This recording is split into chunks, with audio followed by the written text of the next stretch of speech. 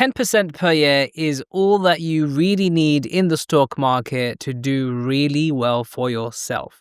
If you don't believe me, have a look at this calculator. So let's say I start today with £0 and I can get 10% on average every single year. The only thing that I have to worry about is my consistency. Now, if I can do this over 40 years, even with a small investment, let's go with £200 per month. This is how much I could end up with in 40 years. Now, as you can see, even with a small investment of £200 per month, by getting 10% on average every single year, we could be sitting on a portfolio worth over £1.2 million.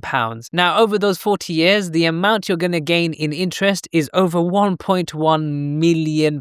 And that's because you did your part and invested consistently over 40 years. And as investors, that's the only thing we can control, is the amount of time that we're invested. And I know you're asking, where on earth are we supposed to be getting that 10% per year over such a long time period? However, when we look at the stock market as a whole, its return has been on average about 7 to 11% over the long term. We're talking about decades to over a century. Now, if we know that the stock market overall can give us somewhere close to this result, but we must also know that not every year is a 10% year. Some years are in the negative, and some years we do exceedingly well, like we are seeing with the S&P 500 now. But as long as we can increase our time horizon, the only thing we can control as investors, that plus our deposits, then we can be in a better position to capture those average gains, which can actually help us build wealth over the long term. So if the stock market as a whole over extended time periods, we're talking about decades, gives us close to that 10% that we're looking for, how do we actually capture that as a UK-based investor? Well, luckily for you, there are tons of apps that we can actually use to buy broad-based funds, which gives us the diversification required to be able to be in a better position to get those 10% gains. Now, more recently, people are investing heavily into ETFs, which are exchange-traded funds. And ETFs are sometimes thought to be the silver bullet when it comes to investing, but that is actually far from the truth, because not all ETFs will give you the exposure required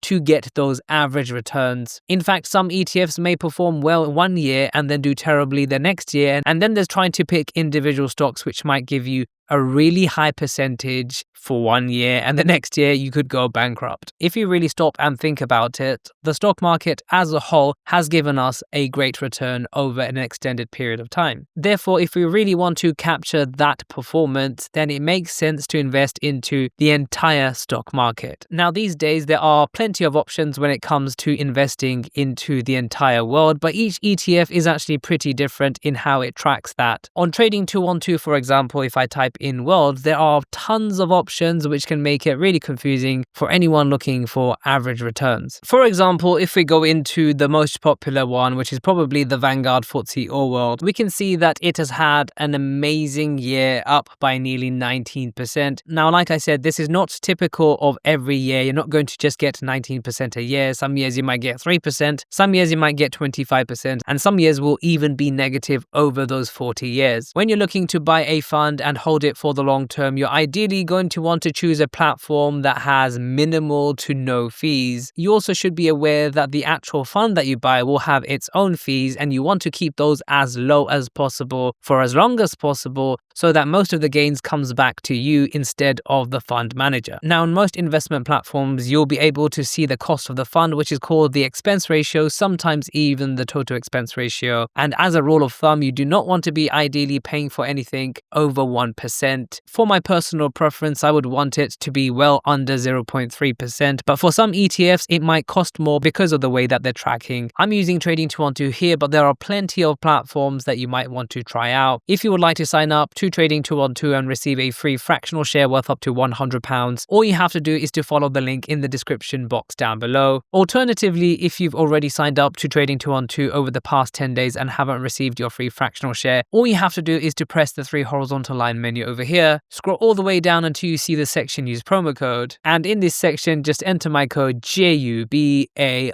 and you should receive your free fractional share. So being low cost is an important consideration to hold it over the long term. If you are chasing 10% return, then ideally you don't want to be investing in and out of stocks that might give you a high return and a low return. It is those average returns over the long term that are going to be able to help you build your long-term wealth. But remember, each ETF is different, and even though they say they track the entire world, they will do it differently. So what you can do is actually, for each fund for yourself, go in and find out what it's invested into. Now, most world funds are still heavily invested into the S&P 500, and they correlate pretty closely to the S&P 500. And the S&P 500 over the past few decades has been the top performer when you compare different indices. Now, most world funds will give you around a 60 to 70% allocation towards the United States of America, but you also do want to make sure that you are getting other economies inside here. For example, developed economies such as Japan, the UK, France, Germany, but also emerging markets such as China and India,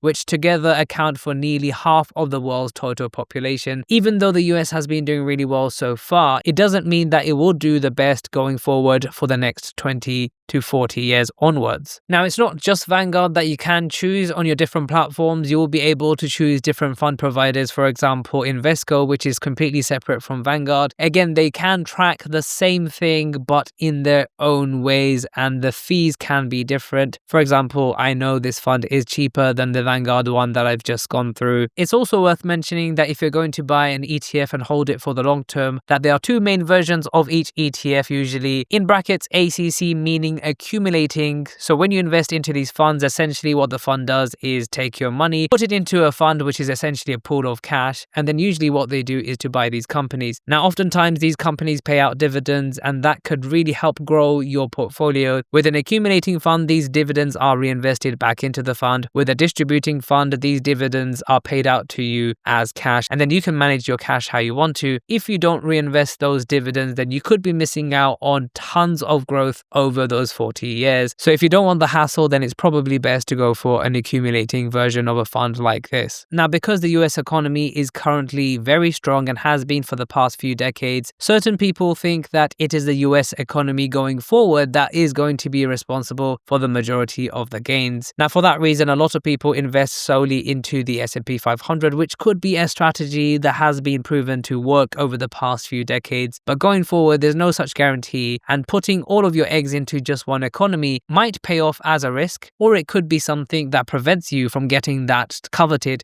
10% average return. Now, if you wanted to, you could also invest into the S&P 500 or a mixture of both. Really, it's up to you, and these videos are not financial advice. But obviously, if you invest into the S&P 500, you're not going to get much world diversification, which could be really important to capture those average results. Now, let's look at a 23-year overview of the Vanguard FTSE All World. So since 2012, if you had invested into the Vanguard FTSE All World, as you can see, there would be certain periods of time when there were dips, but overall, as you can see, you would be up by nearly 300%. So make sure to check out some of my other videos, and I'll see you in the next video.